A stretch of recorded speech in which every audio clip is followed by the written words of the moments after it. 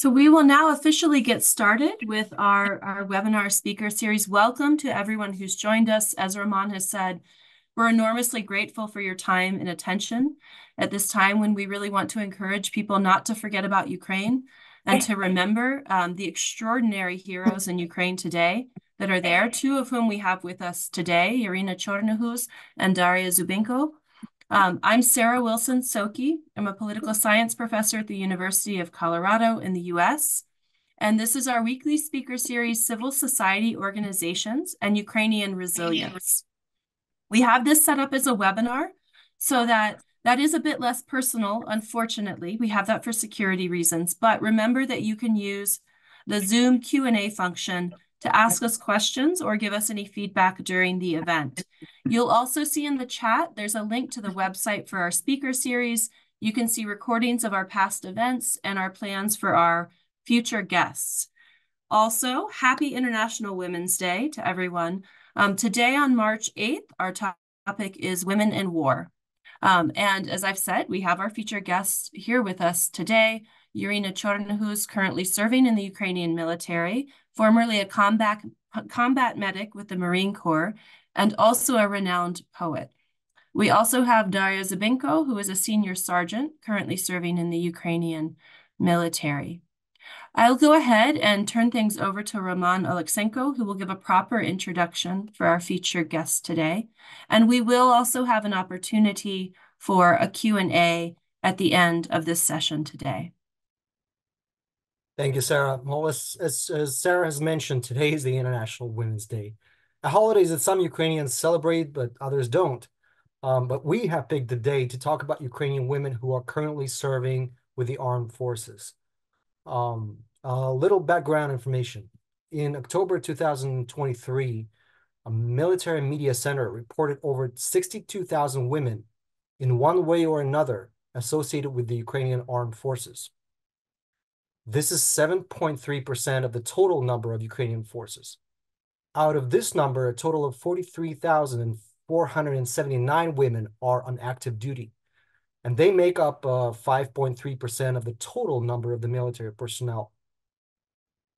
Our guests today represent the aforementioned cohort of these brave women, and they are, as Sarah mentioned, Yaryna Chornohuz, a soldier in active duty, a senior corporal and a former combat medic with the Marine Corps, a poet, and a mother. And we also have an extra speaker, someone who was not announced initially, but we're happy to be joined by Daria Zubenko, a senior sergeant, paramedic, serving in the Army since 2018. In her civilian life, she was the fire performer and an organizer of various eco-musical festivals. And she also has a master's degree in sociology.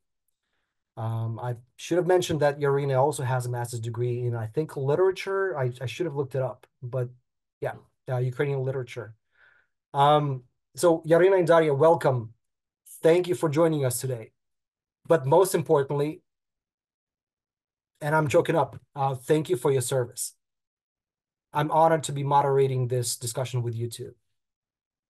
Okay, so as you know, we usually start with some pre-planned questions, but then at the end, we open up the floor for questions from the audience.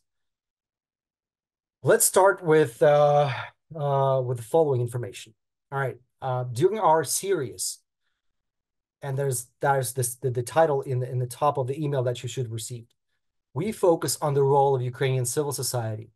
And the Ukrainian civil society has been playing a major role in resisting Russian aggression, and also ensuring the country's resilience and rebuilding at the same time. So whenever I talk to Western audiences, there are 2 points that I always try to make. Point number one, according to all the national polls conducted since the full-scale invasion, the institution that has the majority of Ukrainians' trust has been Ukraine's armed forces. Just like 3 months ago, Kyiv International Sociology Institute reported 94% of Ukrainians trusting the armed forces. And that's just like followed by 84% of those who trust the volunteers, who in turn have been quite efficient in supporting the armed forces through various crowdfunding initiatives. There was like the New York Times article that came out yesterday about like how Ukrainians fundraise money for the needs of the army. So that's point number one. Point number two, since our series is about the role of Ukrainian civil society in resisting the Russian aggression while addressing existing societal needs, think of Ukrainian armed forces as the institution which has the highest concentration of active citizens. So, figuratively speaking, these brave men and women who are part of the armed forces today, okay, up until yesterday, they have been educators, doctors, construction workers, fire performers, poets, plumbers, you name it, IT folks. And these people oftentimes had no prior military experience before joining the armed forces.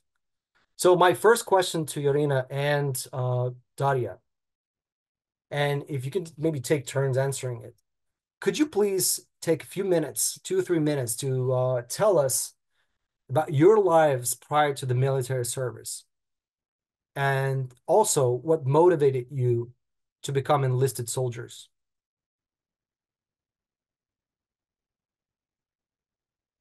Yaryna, we cannot hear you.